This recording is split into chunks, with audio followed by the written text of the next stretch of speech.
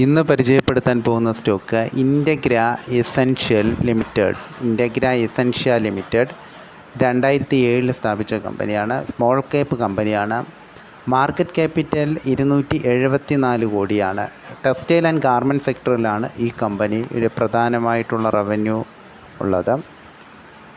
മെയിനായിട്ടും branded apparels ഉണ്ട്. അതുപോലെ മറ്റുള്ള മേഖലകളിലോട്ടും ഈ കമ്പനി കൈകാര്യം ചെയ്യുന്നുണ്ട്.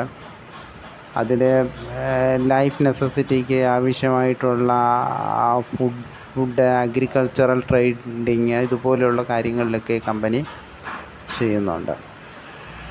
ഇതിൻ്റെ ബുക്ക് വാല്യൂ എന്ന് പറയുന്നത് 1.65 ആണ്. ഫേസ് വാല്യൂ 1 ആണ്. PB റേഷ്യോ 3.39 ആണ്.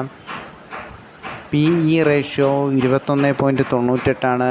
കഴിഞ്ഞ ക്വാർട്ടറിലെ ടോട്ടൽ ഇൻകം 74.76 കോടിയാണ്. ഏതാണ്ട് 32.55 കോടി 32.55% വർധനവാണ് ഉള്ളത്. 1 ഇയർ ഹൈ 9.45, 1 ഇയർ ലോ 5.30 പിന്നെ ഇതിൻ്റെ EBIT മാർജിൻ എന്ന് പറയുന്നത് 13.44%.